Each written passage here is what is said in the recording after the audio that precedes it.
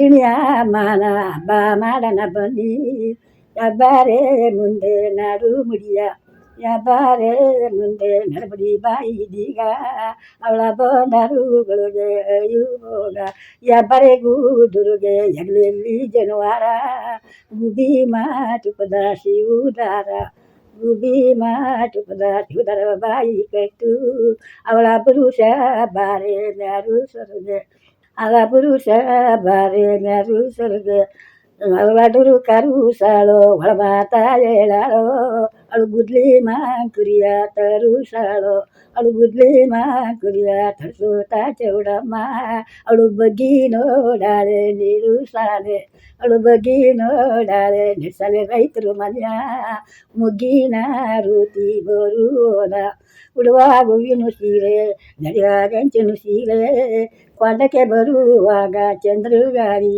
ಚಂದ್ರಗೆ ಬರುವಾಗ ಚಂದ್ರಗಾರಿ ಸೀರೆಯ ನುಟ್ಟಿ, ಅವಳು ನಿಂದಿ ನೋಡಾಳೆ ಪರುಸಯ್ಯ, ನಿಂದಿ ನೋಡಾಳೆ ಪರುಸಯ್ಯ ನಡೆಸಾಲೆ, ಅವರ ಕೈ ಗುರುಸಿ ಬರುವುದ. ನಾವು ಇಲ್ಲಿ ದೇವ್ರು ಹುಟ್ಟಿದಾಗ್ಲಿಂದ ಸೇವೆ ನಮ್ದೇನೆ, ಸಂತತಿ ಹಂಗೆ ಬೆಳ್ಕೊಂಬಂದಿದ್ದೆ. ಎಷ್ಟೇ ಸಂತತಿ ನಮ್ದು 10ನೇ ಸಂತತಿ. ಸರಿ, ಅಂದ್ರೆ ಹತ್ತಿರ ಒಂದು 850 ವರ್ಷ. 850 ವರ್ಷದಿಂದ ತಾವು ತಮ್ಮ ಕುಟುಂಬಸ್ಥರೇ ಮಾಡ್ಕೊಂಡು ಬರ್ತಾ ಇರೋದು. ಮಾಡ್ಕೊಂತಾರೆ. ನೀವು 8ನೇ ತಲೆಮಾರು. ಬಹಳ ಖುಷಿ ಆಗುತ್ತೆ. ಈ 850 ವರ್ಷದ ಒಂದು ಆದಿಯಲ್ಲಿ ತಾವು ಮತ್ತೆ ತಮ್ಮ ಕುಟುಂಬದವರು ಸೇವೆ ಸಲ್ಲಿಸ್ತಾ ಇರೋದ್ರಿಂದ ಆ ಉಜ್ಜಿನಿ ಚೌಡೇಶ್ವರಿಯ ಒಂದು ಮಹಿಮೆ ಬಗ್ಗೆ ತಾವೇನು ಹೇಳ್ತೀರಾ? ತಮಗೆ ತಿಳಿದಿರೋ ಮಟ್ಟಿಗೆ ಯಾವ ರೀತಿ ಇದು ಇಲ್ಲಿ ನೆಲೆಗೊಂಡು, ಯಾಕೋಸ್ಕರ ನೆಲೆಗೊಂಡು, ಯಾವ್ಯಾವ ಊರವರು ಸೇವೆ ಸಲ್ಲಿಸ್ತಾರೆ ಅಂತ ತಮ್ಮ ಒಂದು. ವಿಕ್ರಮಾದಿತ್ಯನ ಅಂತ್ಯ ಇದು ಅಂತ ಇತಿಹಾಸ ಇದೆ.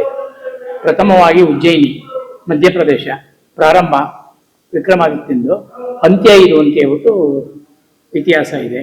ಕೋಟೆ ಕೊಟ್ಟಲ ಎಲ್ಲ ಇತ್ತದು, ಅದೆಲ್ಲ ಹೋಯ್ತದು. ಅವರು ಇಲ್ಲಿ ಬಂದಾಗ ನೆಲೆ ಏನು ಸಿಗ್ತಾ ಇದ್ದಾಗ ಸಪ್ತಮಾತ್ರಕ್ಕೆ ಚೌಡೇಶ್ವರಿ ನೆಲೆ ಮಾಡಿ 7 ಜನ ಅಕ್ಕಂಗಿರ ಪ್ರತಿಷ್ಠೆ ಮಾಡಿ ಅದರಲ್ಲಿ ಇವರೇ ಪ್ರಧಾನ.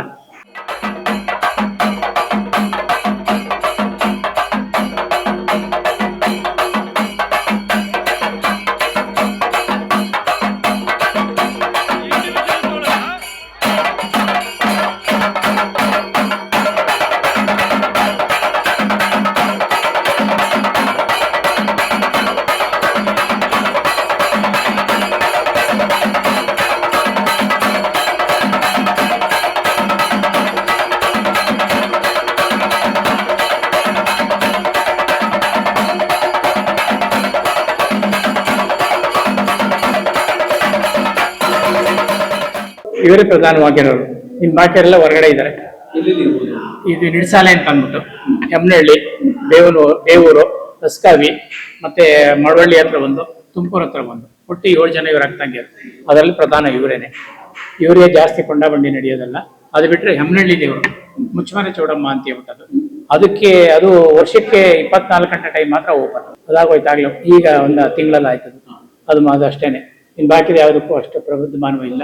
ಇಲ್ಲಿ ಅವರು ಪ್ರತಿಷ್ಠೆ ಬಂದಾಗ ಇಲ್ಲಿ ನೆಲೆಯಾಗದ ಕಾರಣ ಏನು ಅಂತ ಅಂದ್ರೆ, ದೇವರು ಯಾವುದು ಕಾಣಲಿಲ್ಲ ಅನ್ನೋದಕ್ಕೆ ಸಪ್ತಮಾತ್ರಕ್ಕೆ ಲಿಂಗನ ಪ್ರತಿಷ್ಠೆ ಮಾಡಿ, ಅದರಲ್ಲಿ ಅಮ್ಮನವ್ರನ್ನ ಪ್ರತಿಷ್ಠೆ ಮಾಡಿ, ಇಲ್ಲೇ 7 ಲಿಂಗ ಇದೆ ಕೆಳಗಡೆ. ಹೌದಾ? ಗರ್ಭಗುಡಿ ಕೆಳಗಡೆ ಇದೆ 7 ಲಿಂಗ. 7 ಜನ ಅಕ್ಕಂಗಿರು ಅಂತ ಹೇಳ್ಬಿಟ್ಟು ಹೊರಗಡೆ ಹೋದವರೆಲ್ಲ ಆ ಥರ ಇದಾದರು. ಅದರಲ್ಲಿ SCಗಳನ್ನ ಬ್ರಾಹ್ಮಿಣ್ಸ್ ಮಾಡಿಬಿಟ್ಟು ಕನ್ವರ್ಟ್ ಮಾಡಿಬಿಟ್ಟು ಪ್ರವೇಶ ಮಾಡಿಸಿದ್ರು. ಶೆಡ್ಯೂಲ್ಡ್ ಕ್ಯಾಸ್ಟ್ನ ಬ್ರಾಹ್ಮಿಣ್ಸ್ ಮಾಡಿಬಿಟ್ಟು ಅವ್ರನ್ನ ಅಗ್ನಿ ಪ್ರವೇಶ ಮಾಡೋದು ಅಂತೀವಿ. ಅಂದರೆ ಅಯ್ಯಮ್ಮ ನಮ್ಮವರು, ಅವ್ರು ಹೋಲಿಸ್ಕೊಂಡವರು SC ಅವರು. ಅದು ಏನಕ್ಕೆ ಯಾವ ಥರ ಆಯಿತು ಅಂತ ಅನ್ನೋದಕ್ಕೆ ಪ್ರತಿಷ್ಠೆ ಮಾಡೋದಕ್ಕೆ ನಾನು ಅಗ್ನಿ ಪ್ರವೇಶ ಮಾಡ್ತೀನಿ, ನಾನು ಅವರು ನಮ್ಮವರೇನೆ ಅಂತ ಅನ್ನೋದಕ್ಕೆ ಅಗ್ನಿ ಪ್ರವೇಶ ಮಾಡಿದ್ರು. ಅದಕ್ಕೆ ಅವ್ರ ಮಕ್ಕಳು 6 ಜನ ಪ್ರವೇಶ ಮಾಡ್ತಾರೆ.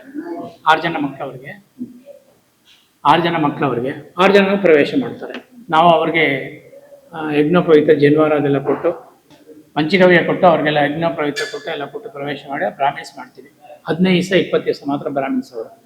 ಅವ್ರಿಗೆ ಈ ಟೈಮಲ್ಲಿ ಮಾತ್ರ ಅವ್ರಿಗೆ ಸೀಮಿತವಾದ ದೇವಸ್ಥಾನ ಇದೆ. ಅವ್ರಿಗೆ ಅವ್ರು ಬೇರೆಯವ್ರ ಕೈ ಯಾರ ಕೈಲೂ ಮಾತಾಡುವಾಗಿಲ್ಲ. ಅವರು ನಮ್ಮಲ್ಲಿ ನಮ್ಮ ಒಡನಾಡ ದೇವಸ್ಥಾನಕ್ಕೆ ಸಂಬಂಧಪಟ್ಟವ್ರ ಕೈಲಿ ಮಾತ್ರ ಮಾತಾಡೋದು, ಬೇರೆ ಏನೂ ಇಲ್ಲ ಇಲ್ಲಿ. ದೇವಸ್ಥಾನ ಇದು ಹೆಬ್ಬಾರಮ್ಮ ಅಂತ ಊರೊಳಗಡೆ ಬರುತ್ತೆ. ಅಲ್ಲಿ ಬರುತ್ತೆ, ಮನೆದೇವ್ರ ಗುಡಿ ಬರುತ್ತೆ. ಅಲ್ಲಿ ಅವರು ಕನ್ನಕರಡಿ ಪ್ರವೇಶ ಮಾಡ್ತಾರೆ ಅವರು. ಅದೇ ವಿಷ್ಣು ದೇವರು ಒಂದು ಕರಗ, ಮತ್ತೆ ನಿರ್ಸಾಲೆ ದೇವರು, ಮತ್ತೆ ನಮ್ಮ ದೇವರು, ಅವರು 6 ಜನ, ಒಟ್ಟು 9 ಜನ ಪ್ರವೇಶ ಮಾಡ್ತಾರೆ. ಗೌಡಾಸ್ 3 ಜನ, ಎಸ್ಸಿಗಳು 6 ಜನ ಪ್ರವೇಶ ಮಾಡೋದು.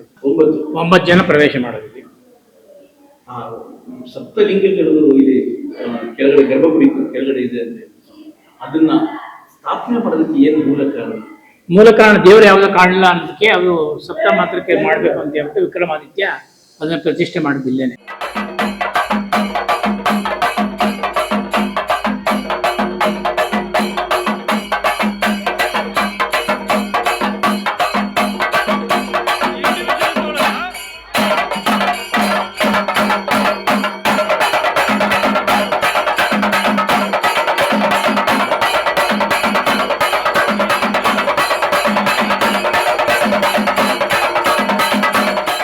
ಹಿಂದ್ಗಡೆ ಒಂದು ಮರ ಇದೆ, ಅವ್ರಿಗೆ ಸಂಬಂಧಪಟ್ಟದ್ದೇ ಅದು, ಅವ್ರು ನೆಟ್ಟಿದ್ದು ಅಂತ ಹೇಳ್ಬಿಟ್ಟು ಹೆಸರಿಲ್ಲದ ಮರ ಅಂತ ಹೇಳ್ಬಿಟ್ಟಿದೆ. ಅದಕ್ಕೆ ಹಿಂದ್ಗಡೆ ಇದನ್ನ ಆಲ್ಟ್ರೇಷನ್ ಮಾಡ್ತಾ ಇದಾರಲ್ಲ ಕಲ್ಕಟ್ಟೆ ಕಟ್ಟಿ, ಅದು ಆ ಹೆಸರಿಲ್ಲದ ಮರ ಅಂತ. ಅದಕ್ಕೆ ಅವನ ಕಾಲದಿಂದ ಹಾಗೆ ಇದೆ.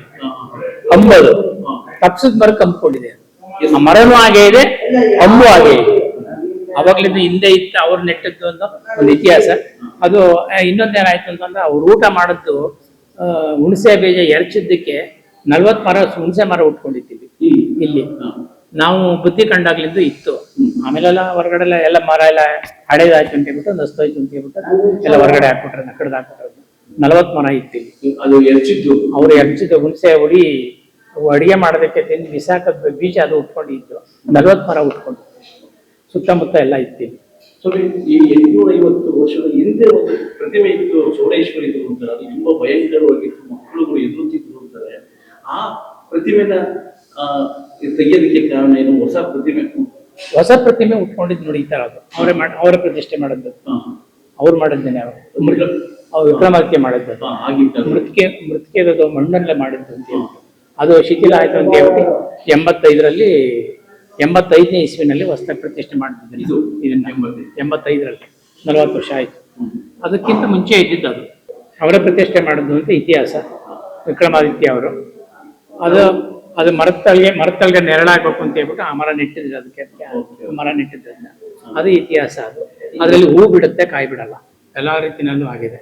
ಅನ್ನ ಕೊಟ್ಟಿದೆ, ಪ್ರತಿಷ್ಠೆ ಎಲ್ಲರಿಗೂ ಬೇರೆದ್ ಮಾಡಬೇಕು ಅಂತ ಮಾಡಿದ್ರು, ನಮ್ಮನ್ನು ಬದಲಾಯಿಸಬೇಕು ಅಂತ ಹೇಳ್ಬಿಟ್ಟು ಅದಾಗಕ್ಕೆ ಸಾಧ್ಯನೇ ಇಲ್ಲ. ಯಾಕೆಂದ್ರೆ ಅವರ ವಂಶಸ್ಥರು ಬಂದಿರೋದ್ರಿಂದ, ಅದು ರಾಜಮನೆತನದ ವಂಶಸ್ಥರು ಅವರು, ಅದರಿಂದ ಅವ್ರನ್ನ ಬದಲಾವಣೆ ಮಾಡೋದು ಬೇಡ ಅಂತ ಹೇಳ್ಬಿಟ್ಟು ಇತಿಹಾಸ ಇದೆ. ಅದು ಅವತ್ತಿಂದ ಹಾಗೆ ದೇವ್ರು ಹುಟ್ಟಿದಾಗಲಿಂದ ನಮ್ಮ ಸಂತತಿಯಿಂದ ಒಂದು ಇತಿಹಾಸ ಅದು.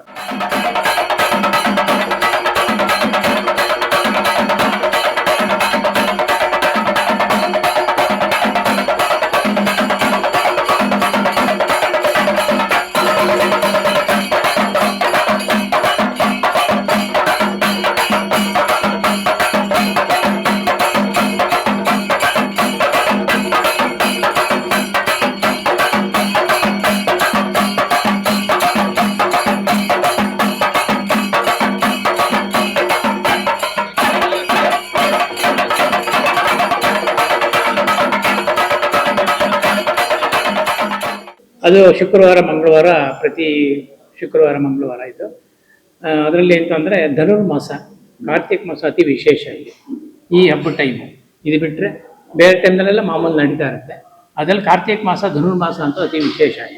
ಕಾರ್ತಿಕ ಮಾಸ ಅಂತೂ ಅತಿ ವೈಭವ ಇತ್ತು. ದೀಪಾವಳಿ ಟೈಮ್ 1 ತಿಂಗಳು ಪೂರ್ತಿ. ಅದರಲ್ಲಿ ಅಮಾವಾಸ್ಯೆ, ಕೊನೆ ಅಮಾವಾಸ್ಯೆ ಅಂತೀವಿ, ಅತಿ ವೈಭವ. ಜಾತ್ರೆ ನಡೆದಾಗೆ ನಡೆಯುತ್ತದೆ ದೀಪೋತ್ಸವ. ಹೆಚ್ಚು ಕಮ್ಮಿ 1 ಲಕ್ಷ ದೀಪ ಹಚ್ಚುತ್ತಾರೆ. ಸುತ್ತ ಎಲ್ಲ ಹಚ್ಚುತ್ತಾರೆ. ಎಲ್ಲ ಭಕ್ತಾದಿಗಳದ್ದೇ ಎಲ್ಲ ಪ್ರಧಾನ, ಅವ್ರದ್ದೇ ಎಲ್ಲರದ್ದು ಜೋರವಾಗಿ ನಡೆಯುತ್ತೆ. ಅಂದಾನ ನಡೆಯುತ್ತೆ, ಎಲ್ಲರಿಗೂ ಊಟ ವ್ಯವಸ್ಥೆ ಆಗುತ್ತೆ ಬಂದವರಿಗೆ ಎಲ್ಲರಿಗೂ. ಇಲ್ಲಿ ಯುಗಾದಿ ಹಬ್ಬ ಶುಕ್ರವಾರ ಮಂಗಳವಾರ ಸಿಕ್ಕಿದ್ರೆ ಕಂಬಸ್ಥಾಪನೆ ಅಂತ ಆಗುತ್ತೆ. ಕಂಬಸ್ಥಾಪನೆ ಅಂತ ಅದರಲ್ಲಿ ವಿಶೇಷ ಅಂತಂದ್ರೆ ನಾವು ಇಲ್ಲೇ ಇರ್ಬೇಕು, ದೇವಸ್ಥಾನದಲ್ಲೇ ಇರ್ಬೇಕು, ಇಲ್ಲಿ ಹೊರಗಡೆ ಹೋಗೋಗಿಲ್ಲ. ಒಂದೇ ಊಟ, ರಾತ್ರಿ ಹೊತ್ತು ಮಾತ್ರ ಊಟ, ಒಂದೇ ಊಟ, ರಾತ್ರಿ 9 ಗಂಟೆ ಮೇಲೆ ಊಟ. ಅದರಲ್ಲಿ ವಿಶೇಷ ಎಲ್ರಿಗೂ ಅಷ್ಟೇ.